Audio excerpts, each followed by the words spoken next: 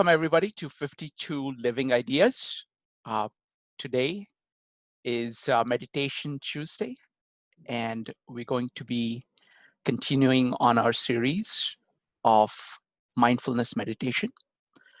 So today the topic is stress, responding versus reacting, and Easy is going to introduce the topic for us. And then after that, we are going to open it up to questions and comments. Anybody who has read the reading, watched videos, will get the first chance to talk about their observations. And then we'll open it up to questions. After the questions, we are going to have a poetry reading. Then Taylor is going to lead us into a 5 to 10 minute meditation practice. And then we will do the breakout rooms for about 25 minutes and come back and share our takeaways from both the breakout rooms and the presentation today. All right, so with that, let me hand it over to Easy. Easy, it's all yours. Thank you. Hi, everybody. So this week we're talking about stress. That's a big one right now. I'm sure everyone can relate. This topic is particularly interesting to me because I studied anthropology, and I think that there's a pretty important theme that is now being discussed in the field of anthropology and other fields as well that wasn't emphasized so much, as we see in the first video, which is Stress, the Portrait of a Killer. There was some discussion about how within the past century, there's been an increasing medicalizing and an increasing practice of basically believing that medical intervention can solve everything. And we see that with stress. People were developing ulcers, and the original thought was that there was some sort of somatic issue that could be solved with medication. It evolved into the discovery of a bacteria that was present in people with these ulcers. And so they thought, okay, well, before basically, stress was proposed as a potential culprit here. And that was shut down with this discovery of the bacteria. And after that, they basically returned to the idea that drugs can't fix everything. And so we're still kind of in that phase. We're moving more towards a recognition that there needs to be a component of potentially mindfulness meditation practice, spiritual practices to keep our minds and our bodies healthy. But basically, we all understand that stress can be a killer, and stress is not good for us. The next video actually moved into the idea that we can reposition ourselves in relation to stress and make stress our friend instead of our enemy. And so that video was by Kelly, let's see her name, Kelly McGonigal. She had a TED Talk and was talking about her studies of stress and her studies of what stress was doing to people, and realized that actually our perception of stress might in fact be the real culprit here and not stress itself. So in that video, we kind of learned how to change our minds about what stress really means. That instead of stress being this bad feeling that will damage our bodies and damage our minds, and it's a feeling that we reject and we kind of avoid. We don't like feeling excited and heightened in that way. We don't like feeling our sweaty hands and our shaking when we're nervous and trying to give a talk, or whatever other situation you find yourself in that creates stress. Instead, we can look at it as an adaptation that actually is trying to help us and help us perform our best under pressure. So, and there's a lot of power in that, in repositioning ourselves in the way that we perceive a certain emotion. And then we move into stop, but I'll talk about that a little later. First, I want to talk a little bit about something that in the field of anthropology especially is it's relatively newly it's been newly brought up again, the idea that we're not living in an environment that we evolved for. And there's incredible value in looking back into our past, into our ancestry, to discover how we lived as we were evolving for millions of years. And what we find, and it's pretty common sense when you really hear the story and look at the full picture. Our ancestors did not sit in offices all day, and they didn't eat copious amounts of sugar. They didn't have the kind of workplace dynamics and politics that we have in many of our own lives. And they didn't have even the personal dynamics that we have, like the way that our families are structured. All of this stuff actually does culminate in a certain amount of stressors that are separate from how we actually evolved to be.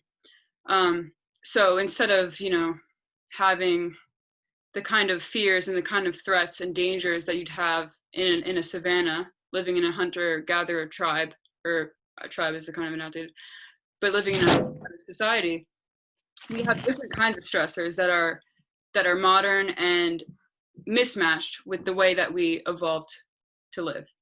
And I think this is a valuable perspective to take when we're looking at what ails us in our societies now. And so it can allow us to depersonalize from those fears and those anxieties, because we realize that essentially we're not responding appropriately to certain stressors. Because Easy. May yeah, I add one thing? yeah, absolutely. Um, there is a beautiful book called Upside of Stress, written by Kelly, the lady that you talked about of the TED interview. Mm-hmm. And that has a very interesting study. Most studies are small. This is a study done over a very long period of time for many, many people. And it's a very simple study. They asked people the question, first, are you stressed or are you not stressed? Okay. And then they asked the question, do you think that stress is natural or do you think stress is bad? Okay. And they basically just waited to see how many people died over a long period of time. And what they found very interesting, they found something very interesting. As expected, people who were stressed and thought it was bad lived shorter lives than people who were not stressed. But the most surprising part of this study was that people who were stressed and thought that stress was natural actually lived longer than the people who were not stressed. So it is kind of your take on the stress, which is a determining thing. Sorry about the interruption, but I had to add this. This is a crucial Yeah, part of the yeah, context. not at all. Thank you for adding that. Yeah, I did forget to mention that. I was going to that idea that and it's, they did an actual study, which is, it offers the kind of empirical support that you need for this. But it's also an intuitive reality that our perspective shapes our experience, and perceiving a certain emotion as bad actually sets us up to have a bad experience with that emotion. And we kind of instill this pattern in ourselves that, when I feel this way, before it has a label, it's just the feeling that it is. And often we find that when we engage with the feeling, and I'll talk about this a little more in depth with the stop method of instilling meditation practice in your everyday life when emotions arise. You find that when you engage with the emotion without the label, a lot of the suffering that's associated with the emotion falls away. So back to this idea of evolutionary mismatch, it's important to look back on the way that we evolved to get a better understanding of why we suffer from the things we suffer from now. And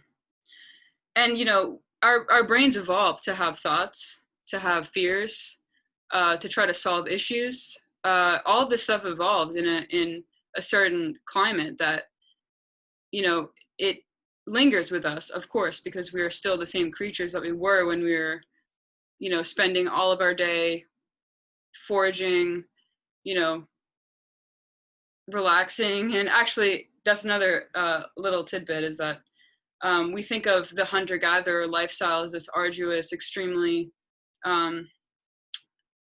well, you could even think extremely stressful life because you're surviving each day.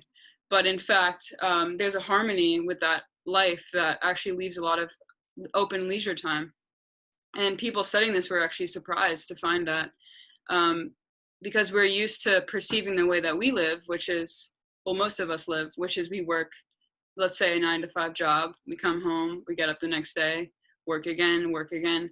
In fact, this is a far more stressful operation to be living than the way that we evolved. So all of these things basically is me trying to say that we have these fears that have evolved in us, that were in a response to a kind of stimulus that was different from the stimuli that we're encountering on a daily basis in our environments, in our modern world.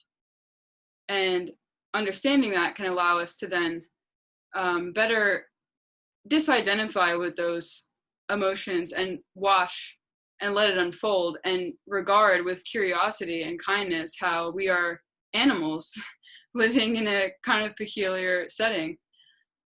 And this brings me into the practice, which is that this week we talked about stop. It's a short mindfulness practice. That's one of the videos, and it's also one of the readings. And so not only do we maybe want to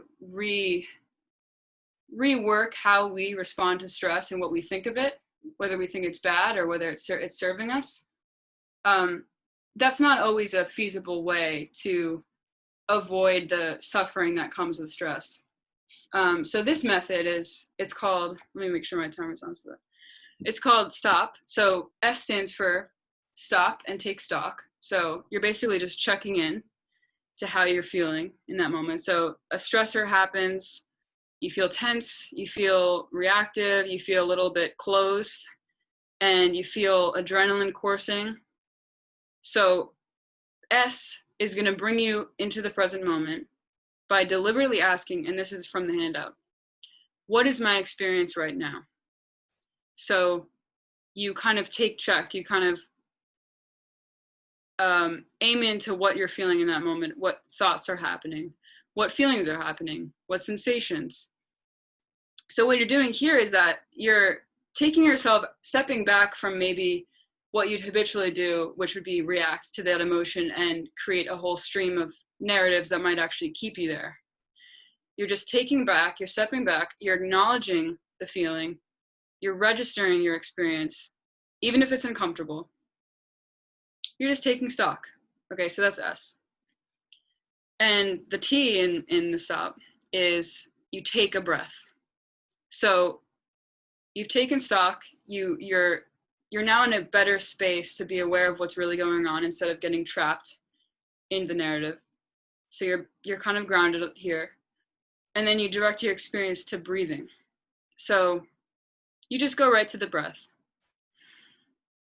And it really has the effect of grounding you here, right in the present, as we've all discovered at some point, even if we haven't yet, that breathing is this consistent rhythm that's very accessible to us. And yet, you know, we can spend most of our days not even really aware that we're breathing. So doing this, it kind of grounds you again into the right now, into this breath. This is what's happening right now. So T is to take a breath. Then O is to open and observe. So now you're expanding your awareness outward. Before you were grounding yourself with just a curious or kind, a little bit removed attention to what's going on. Then you took a breath and you really felt the breath, or really feel the breath. Then with O, you open and observe. So you expand the field of your awareness beyond your breathing, so that it includes your body as a whole. So you can feel gravity pulling your body down. And then you can take note of what sights and sounds and smells you're taking in. And so, you try to stay there and continue to be open and observe. And then P is proceed and new possibilities. So the P can stand for proceed and possibilities. So now you let your attention move to the world around you, sensing how things are right now, rather than reacting habitually and mechanically. Like I said before, oftentimes when we have an experience like a stressor, we don't even stop. We don't even take a moment to assess, to ground ourselves, to be open and to observe. We don't even allow ourselves the space to disidentify from what's going on. And I don't want to be mistaken as saying that we dissociate, because again, meditation and mindfulness are not about escaping what we're feeling. They're actually about tuning into very, very intimately with what we're feeling. And I think with stress especially, we're often afraid to tune into it intimately, because we think that if we do, it's going to increase the stress. And that's the paradox actually here, which is that the more you really tune into what exactly you're experiencing, the less power it has over you and the less it actually creates suffering. So as I said before, and as we kind of discussed a little bit before, with repositioning ourselves in relation to the stress and saying, instead of saying, this is bad, I'm going to die early because I'm stressed out all the time, we say, okay, stress is serving me. Stress is a natural part of me, and stress also evolved in me to protect me, to ensure my survival, to connect me with other people.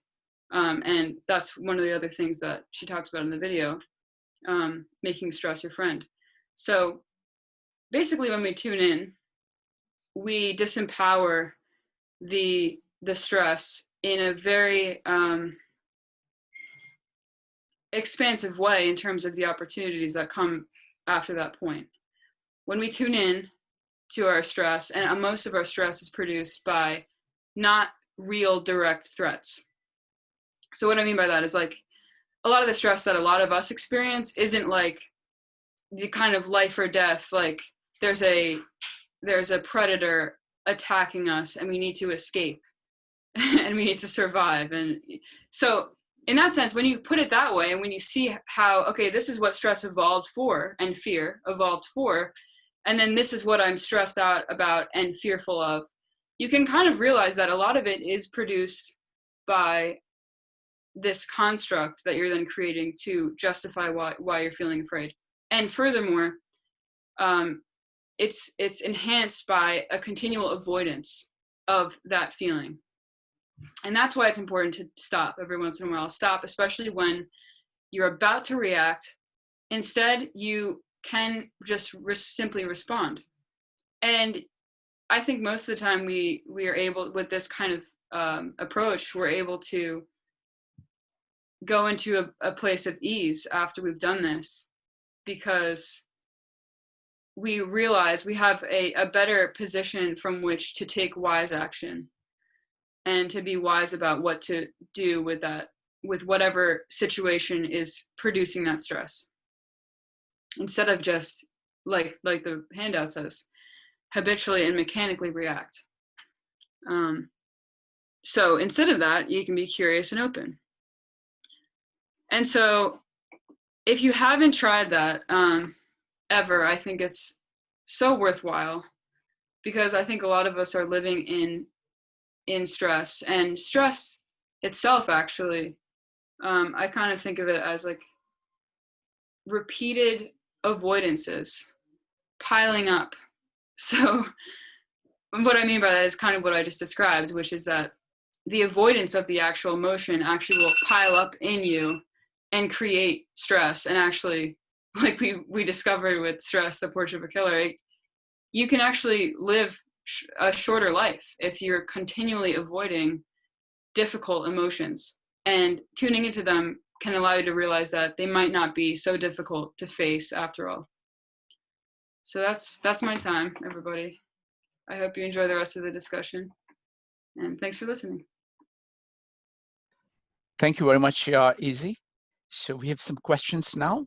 So we'll go ahead and take some questions, then do our poem and meditation. Then we'll discuss this in great amount of detail during the breakaway sections, and then we'll come back to share our takeaways. So that's the plan. So it's going to be Joe followed by Jay. Joe, go ahead. Thank you very much for presenting this evening, Izzy. Very much appreciate it. In the second video, they talked about confidence as well. If you're like in a negative environment, then how do one then become confident about what they're actually how do they reframe things in order with their meditation to take that stress in order to become more aware and more functional? Okay, thanks for the question. I do want to ask you one little question though, just so I have a better understanding. Sure, it wasn't that clear. No, I think I know where you're going, but just correct me. But so if you're, let's say you're in a work environment where there's a lot of like drama, maybe. Yeah, exactly. I find most people like they're in negative environments where they're kind of like in constant competition with one another, and that kind of doesn't lead itself to a self-reinforcing environment, which impacts people's confidence ultimately. So then how do you build? Yeah, and then how does confidence fit in with mindfulness within the context of the videos that we watched this week? That's a really good question, and a really I think that's one that a lot of us have, especially when we're on the path towards realizing the present. And a question that comes up is like, all right, as I'm awakening, how do I deal with people who are very unawake? And I think that applies directly to your question. Like, we're doing this practice, we're changing ourselves in this really revolutionary way. I mean, in a personal sense. And then we go into work, let's say, and there's these office politics that are completely related to the ego, and there's a lot of stress. There are people being reactive to each other. And the question is, okay, how do I deal with that going into that environment? How do I not lose that sense of peace if I'm just immersed in this environment of reactivity and egos battling each other? I mean, the way I can't give a sufficient answer to that. I think there's an important balance between knowing when to take yourself out of a situation and when to modify your own behavior in order to reconcile that situation.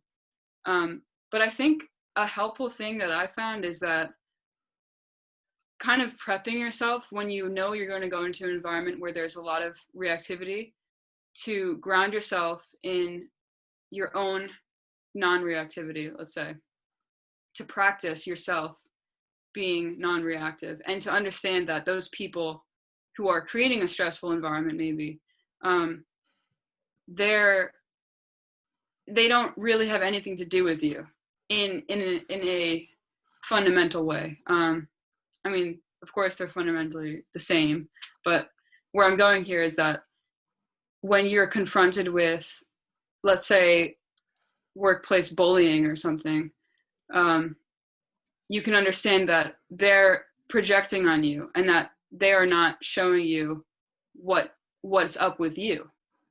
So it's kind of like taking ownership over your accountability as a person to evolve, and also recognizing that other people are just where they are, and it's not a reflection on you. And I think this helps a lot when you encounter difficult people and difficult situations, is that just like continually remind yourself that their behavior is not a reflection on you and who you are. And I think this can lead you to be more confident and more equipped to deal with difficult people, because you always will. And yeah, and on top of that, just like a constant meditation practice. Always, it just permeates everything, and you can go into a difficult situation with more clarity, more equanimity, and you can actually maybe end up spreading that kind of energy to maybe a toxic environment. So yeah, thanks for the question. I hope that maybe. Well, that was a great answer, Izzy. I want to add one thing. I mean, one of the things that we've studied in these meetups is Stoicism. And the core idea there are two core ideas which are very much applicable here.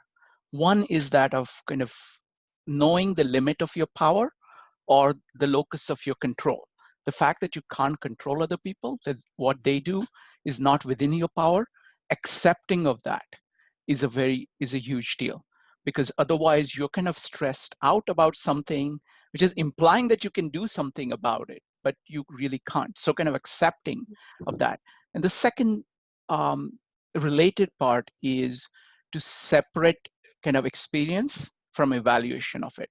So yes, you may be stressed out, but most of the worst effects of stress are being stressed out about being stressed out. So having that evaluation that this is something wrong, and trying to kind of fight against it. So it's that evaluation, kind of, again, that is the lessons from the upside of stress. So next question is from Jay. Jay, go ahead. So this is kind of going along the same rail about like being stressed out, Shrikant mentioned the Kelly McGonigal's example of the psychological study about lifespan versus your attitude towards stress.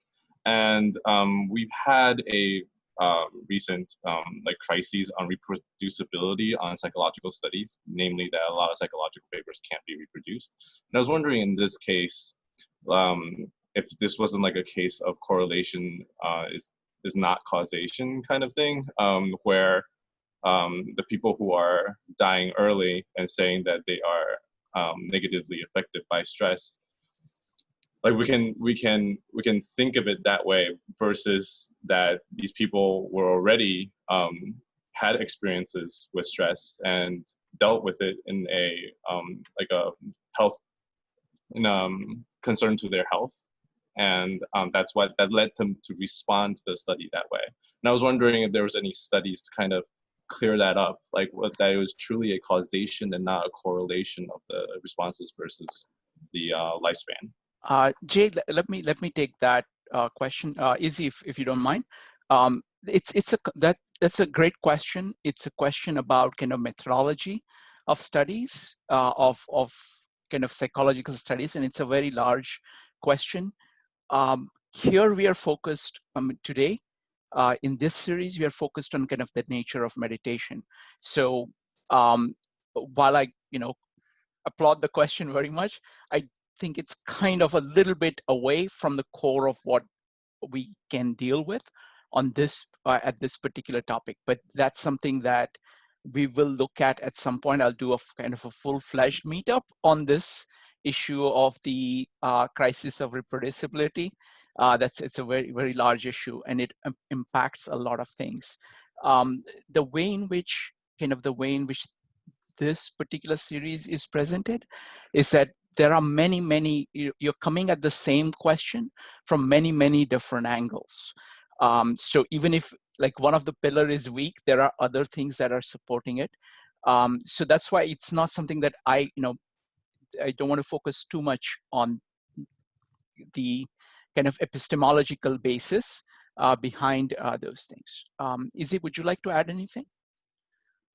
Yeah, only that, yeah, with any longitudinal study concerning human behavior, you're introducing so many variables that, yes, that question of correlation versus causation comes up a lot of the time especially when you're doing studies like these.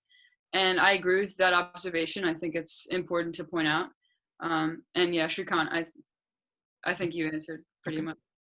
Okay. All right. Is there any are there any other questions? If you have questions, you can just either type exclamation mark, or at this point, you can just unmute yourself. We probably have time for 1 or 2 questions, after which we will go ahead and go through our kind of poem meditation, and we'll discuss this in great amount of detail in the breakout rooms and come back. And that's when everybody will get to give their own takeaway from everything that they've learned about stress. All right, so if there are no questions, we can just go ahead, go to the poem. So easy. All right, thank you. So this week I chose another Kabir poem. I think I did share one before, but they're just brilliant, so I need to share another one. I probably will do another one in the future. So this one goes like this. I laugh when I hear that the fish in the water is thirsty. You don't grasp the fact that what is most alive of all is inside your own house. And so you walk from one holy city to the next with a confused look. Kabir will tell you the truth. Go wherever you like, to Calcutta or Tibet. If you can't find where your soul is hidden, for you, the world will never be real. Thank you, Izzy. Okay, now Taylor is going to lead us into meditation.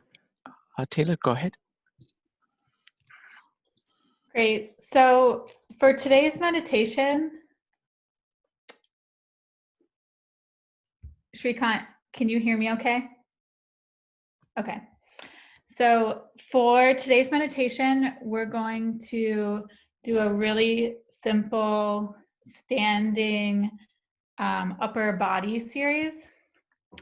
So if at any point, I'm going to get up in a second, but before I do that, if at any point we're going to be like holding our arms up a little bit, and if at any point that's too much for you, then you can just stand with your arms down and just be aware of your feet on the floor, what that feels like. You can also be aware of your palms, your hands at that time, and then you can just come back to the movement of the group when you're ready. So with that, we can all stand up if you're able. And if you're not, you can actually do this from a seated position, but I would recommend if you're able to stand up.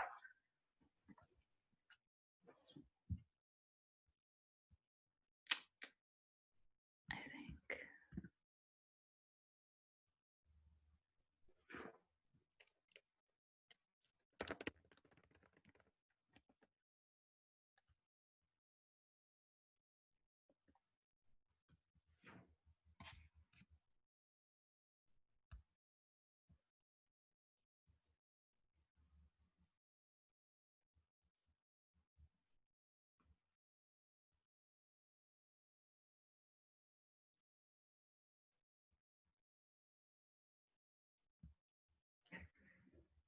Oh, people can hear me. Okay, because on my screen, a few people are frozen. Okay. Taylor, we can hear you fine. You can just go ahead. Okay.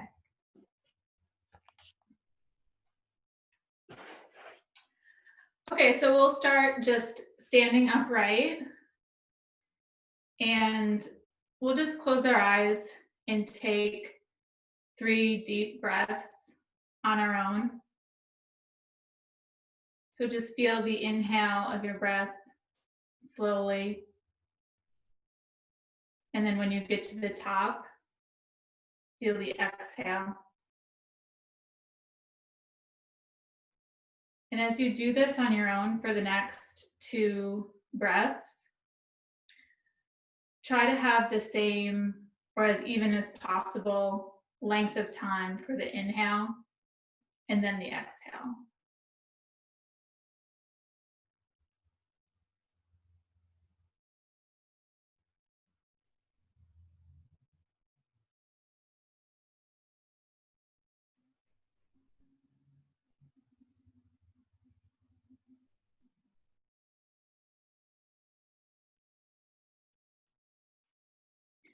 Okay, so now we'll raise our hands up and try to have your arms parallel as much as possible to the floor.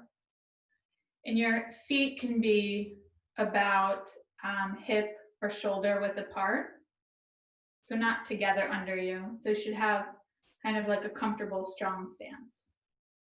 And so for this first posture, we'll stand and we'll try to outstretch your arms to the sides of the wall of the room that you're in. So you should feel the muscles in your arms stretching, tensing. Maybe your arms are feeling tired. And as we do this, be mindful of what your mind is saying about this. Be aware of, as we go through these different movements in different postures, how your thoughts and how your mind reacts to that. So now start to push your thumbs out toward the side, and maybe that intensifies the stretch in your arms.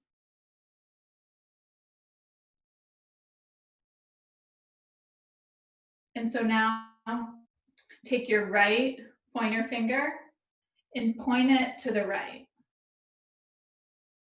And then take your face and your chin and look the opposite direction. So you're looking left. And while you do this, everyone stay in the position you're in, but while you do this, don't try not to fall forward, but instead stand straight and try and keep your body neutral and tucked.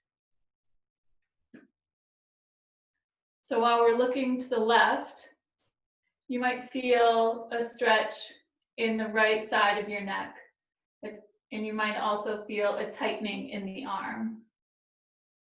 And so we're pointing and pushing out with our right hand finger. Also noticing what our thoughts have to say about what we're doing. If you'd like to intensify the stretch, you can lower your head down toward the left shoulder so that your chin comes closer to your left shoulder. And so now bring your head back up, and we'll do the same thing, but on the other side. So we'll point with our left finger, and we'll look to the right. Your arms might be pretty tired at this point. And can you just note what your mind has to say about that, what your thoughts, how they're responding to that. And so look to the right, and if you're looking for a deeper stretch along the neck and into the right or the left arm, you can tilt your chin down to the right shoulder.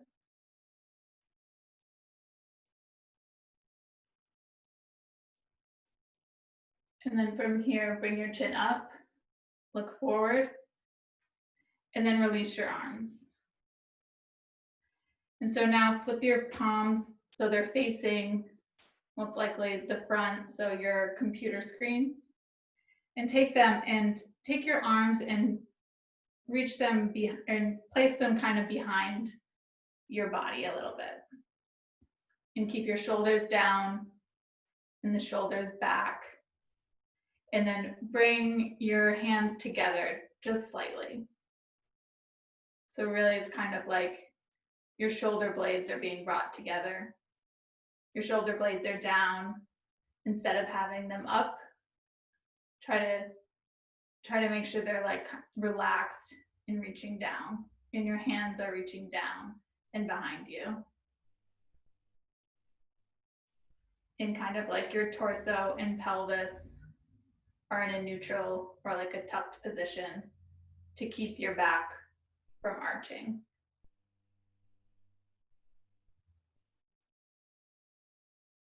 So from here, we'll raise our arms again as parallel to the ground as we can, and push our palms out toward the wall. So our hands are as vertical as possible. And again, can we know what our mind said about bringing our arms back up? Maybe what it said too about bringing our arms back down before we brought them up again. And so focus on the right hand here. Focus more on the right hand and pushing that palm out and bringing the fingers back toward your face and keeping your shoulders down instead of up by your ears. Try to keep them down. And now bringing your attention to the left palm that's pushing out toward the left. Perhaps you have a sensation in the palm, in the fingers, in the forearm, in the upper arm. And just noting what this feels like and what our mind has to say about what our body is doing.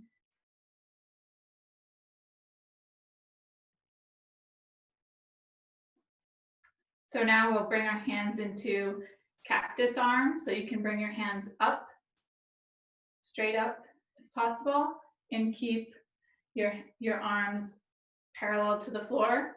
And remember, if at any time this is too much, then just stand with your arms down by your side. And just feel what it feels like to feel your feet on the floor, what your hands feel like, what your arms feel like.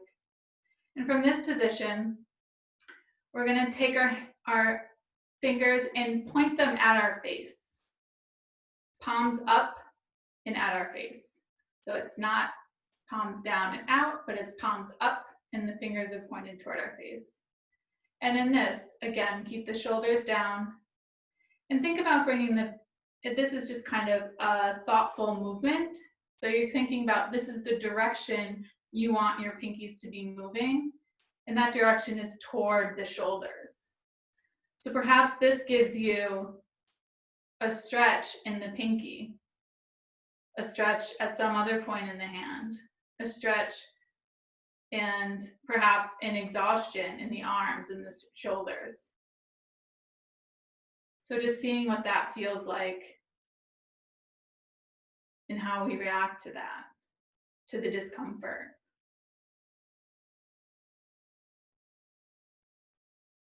So now we'll take our arms down, just release them, shake it out.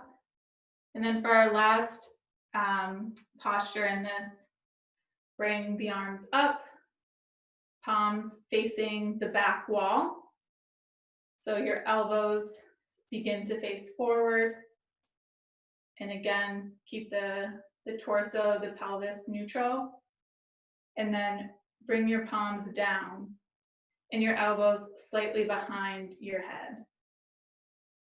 And you want to kind of tuck them behind your head if possible.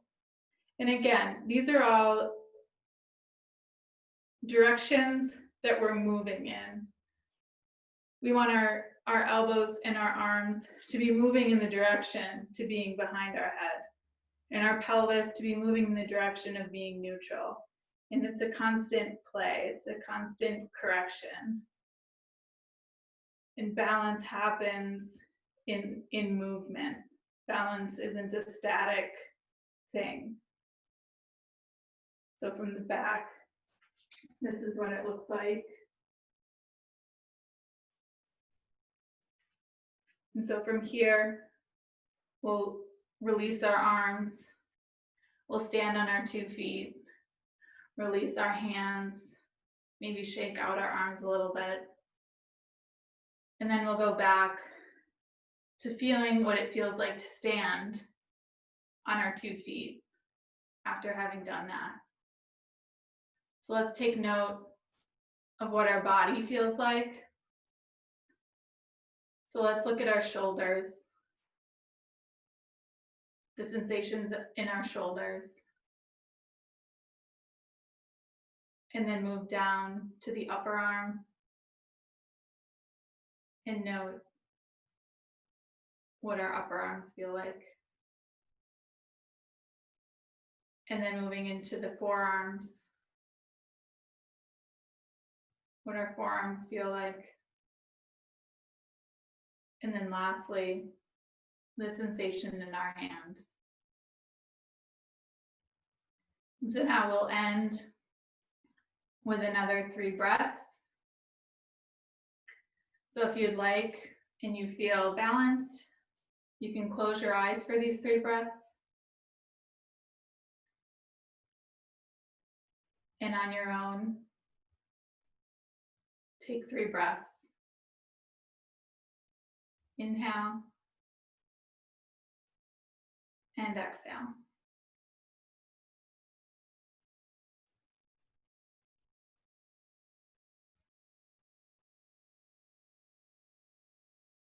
And notice how your body might feel different at this point.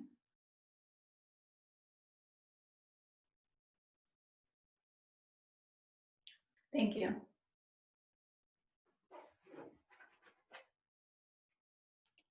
Thank you, Taylor. I was awakened to how weak I am. Thank you, Taylor. That was amazing exercise.